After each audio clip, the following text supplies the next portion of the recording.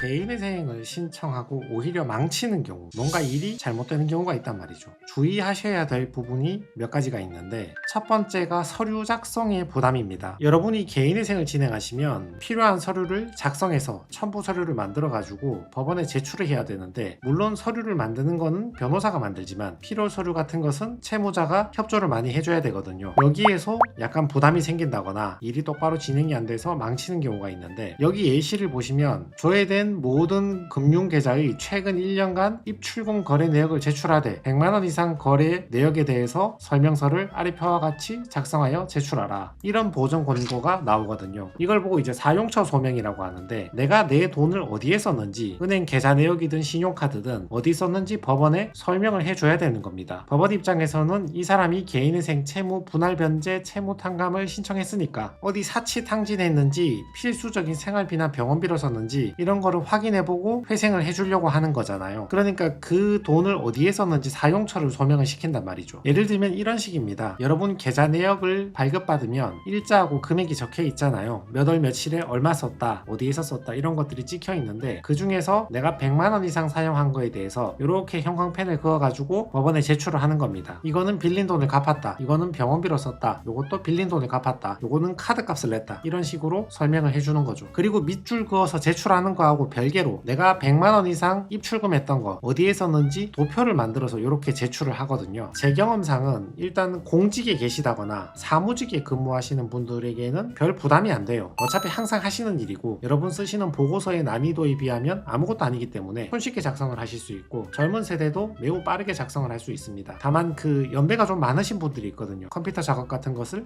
전혀 할 줄 모르시는 분들, 이런 분들은 각자의 변호사 사무실에서 사무직원의 도움을 받아서 처리할 수 있으니까 너무 염려하시지 않으셔도 될 것 같고, 내가 돈 쓴 것을 전부 다 법원에 설명을 해야 됩니까? 이렇게 물어보시는 분이 있는데, 전부 다 설명하는 건 아니고, 방금은 100만원 이상 사용처에 대해서 소명하라 했잖아요. 사안에 따라서는 50만원 이상 소명하라는 것도 있는데, 아무튼 정해진 그 금액 이상을 넘어가는 그 사용처만 설명을 하면 되지, 5만원, 10만원, 만원 쓴 거 이런 거 미주알 고주알 다 보고를 할 필요는 없습니다. 저거 사용처 소명하는 거 제외하고 그 나머지는 여러분이 작성하실 게 거의 없습니다. 그 나머지 서류 같은 경우는 주민센터나 은행이나 이 온라인으로 출력해가지고 그대로 제출하면 되는 거지, 여러분이 별도로 애를 쓰실 부분이 없습니다. 다만 조금 주의하셔야 되는 분이, 친구들하고 이렇게 돈 거래하면서 뭐 5천만원 빌리고 한 달에 2부 주기로 했다, 근데 절반 정도 변제한 상황에서 2천만원 더 빌리고 기존에 변제 못한 거하고 합쳐서 한 달에 2부 주기로 했다, 거기에 엎어서 변제 못한 거에 또 한 번 빌리고 절반은 갚고, 이런 식으로 돈이 왔다 갔다 하고 이자 계산이 정확치 못한 분들이 있거든요. 은행에서는 정확히 이자율 약정을 하고 이번 달에 얼마를 내라고 전산으로 통지를 문자로 다 해주지만, 개인 간에 2부다 3부다 이런 식으로 거래한 경우에는 둘 다 계산을 할 줄 몰라요. 나중에 보면 채권자 채무자 둘 다 말이 달라요. 그래서 계좌 내역이 좀 지저분하게 주고받은 게 많은 분들이 있는데, 그런 분들은 좀 주의를 하셔야 됩니다. 두 번째 개인회생을 망칠 수 있는 문제가 이직하고 취업의 문제입니다. 예를 들어서 이분 같은 경우는 12월 19일에 개인회생 신청서하고 변제계획안을 제출을 했는데, 취업은 8월 19일에 했거든요. 취업하고 몇 달 안 돼서 바로 개인회생을 신청한 거죠. 근데 이분은 그래도 3달은 있다가 신청해서 그나마 나은 편이야. 상당수의 채무자들은 현재 직업이 없는 상태에 있는 분도 있고, 또는 자영업을 폐업하고 방금 취업한 사람이 있기 때문에 오늘 취업하고 내일 신청하시는 분들도 많이 있거든요. 대체로 문제가 되는 부분을 찾아보면 관할이 문제가 되는 경우가 많아요. 주식코인 토토 같은 경우는 서울, 수원, 부산 법원 같은 경우는 좀 관대하지만, 다른 지방 법원 같은 경우는 청산 가치에 많이 반영되는 불리함이 있잖아요. 그러니까 내가 사는 집을 갑자기 바꿀 수 없는 경우에, 처자식이 있어가지고 사는 집을 갑자기 바꿀 수 없는 경우에는 서울이나 수원 관할에 일자리를 하나 구해가지고 거기에 출퇴근하면서 그쪽 법원으로 신청하려는 분이 많거든요. 새롭게 취업하는 거니까 취업하자마자 신청을 해야 되고, 신청하기 위해서는 반드시 본인이 원하는 관할 쪽에 취업을 해야 되는 어려움이 생기는 거죠. 취업 못 해버리면 원래 자기 살던 대로 관할 따라가야 되니까, 그러면 이제 사건 망하는 거죠. 거기 가면 청산가치 전액 반영되거나 배우자 재산 2분의 1이 반영되는 불리함이 있으니까. 또는 지금 다니는 직장이 내가 돈이 부족하니까 마지막에 돌려막기 해서 조금 더 변제해 보려고 야근에 특근에 주말 근무 있는 그런 직장으로 취업을 하신 거야. 그래서 관절마디 갈아 넣으면서 주말에 밤에 일해가지고 월급 50만원 100만원 더 받아가지고 300만원 350만원 받아가지고 열심히 돌려막기를 하고 있는데, 이게 한계에 이르는 거죠. 그 상태에서 개인회생을 신청하면 완전히 낭패잖아요. 지난 3개월은 인생을 갈아 넣어서 350만원 벌었으니까 1인 생계비 145만원 빼고 대략 200만원 한 달에 변제한다, 뭐 이런 식으로 결정이 나버린단 말이죠. 근데 그게 내가 하루에 8시간 근무하고 350을 번 게 아니고 밤이고 주말이고 갈아놓고 그 돈을 벌었단 말이죠. 근데 개인회생 그렇게 통과해버리면 얼마 못 간단 말이에요. 사람 몸이 무슨 기계도 아니고 주말에도 밤에도 쉬지도 못하고 그렇게 투잡하고 쓰리잡하고 갈아놓고 힘든 일을 계속 할 수가 없단 말이죠. 그래서 몸이 힘들어서 그만두고 하루 8시간 일하는 대로 이직하면 월급 작은데 200만원 이런 데 가버리면 변제금을 낼 수가 없잖아요. 그러니까 이런 부담 때문에 아예 처음부터 내가 8시간만 적정 근로했을 때 월급을 작게 주는데 이런 대로 이직을 하고 신청하기를 바라는 사람도 있거든요. 그러면 나중에 실직해도 뭐 비슷한 수준의 직장으로 이직해버리면 그만이니까 큰 부담도 없고, 변제금은 소득에 비례하는 거니까 소득이 낮으면 변제도 낮으니까 부담이 적은 거죠. 근데 이걸 머리로는 알고 있지만 결국은 지금 내 여건에서 취업할 수 있고 급여도 그렇게 높지 않고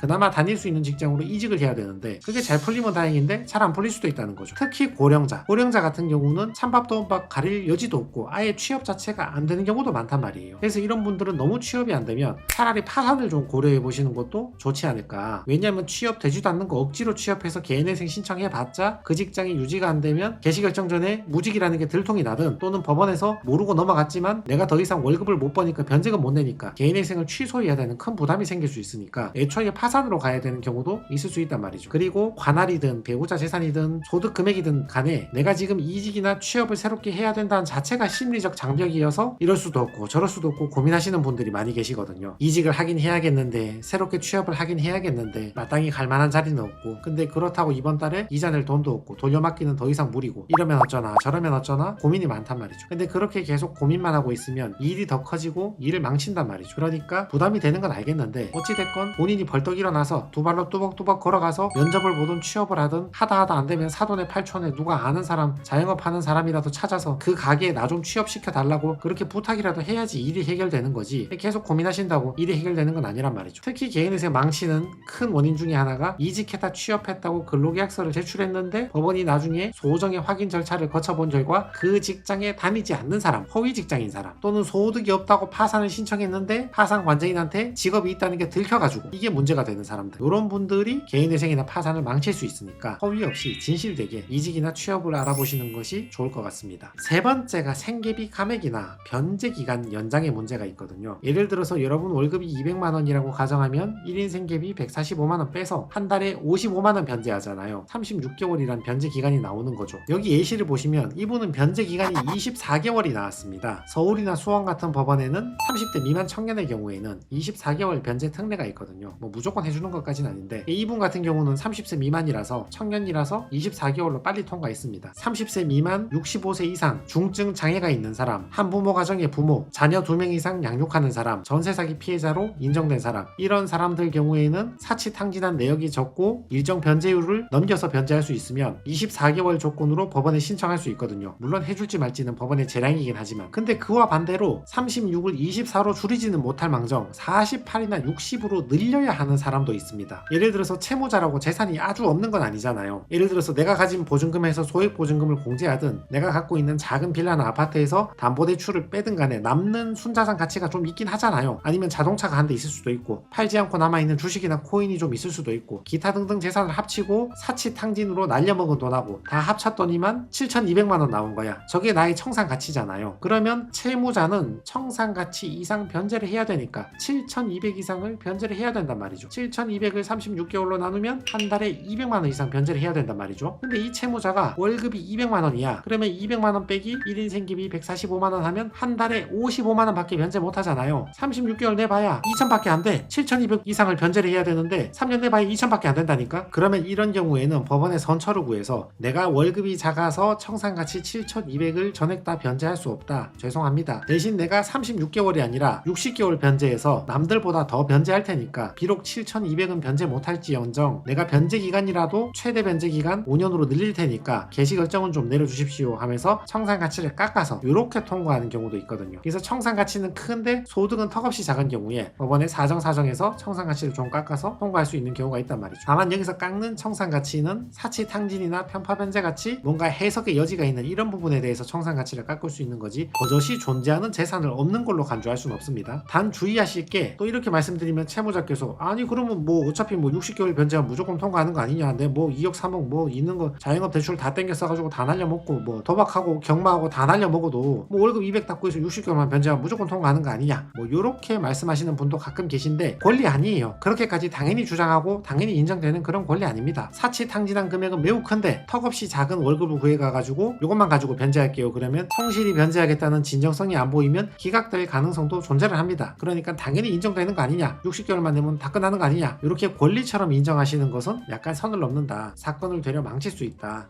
이런 점들을 고려하셔가지고 사치나 탕진이 더 이상 커지지 않게, 편파 변제가 더 이상 커지지 않게 지금부터 관리하는 것도 중요하다고 생각을 합니다. 자, 그래서 개인회생 신청하고 잘못하면 망하는 경우 3가지를 설명드렸습니다. 첫 번째는 서류 준비 똑바로 안 될 때, 두 번째는 이직 취업을 해야 되는데 망설이고만 있다거나 또는 거짓말로 취업을 했을 때, 세 번째는 변제 기간을 연장해야 될 때 또는 연장을 해도 해결이 안 될 때, 이런 경우들을 미리 참고해 주시기 바랍니다.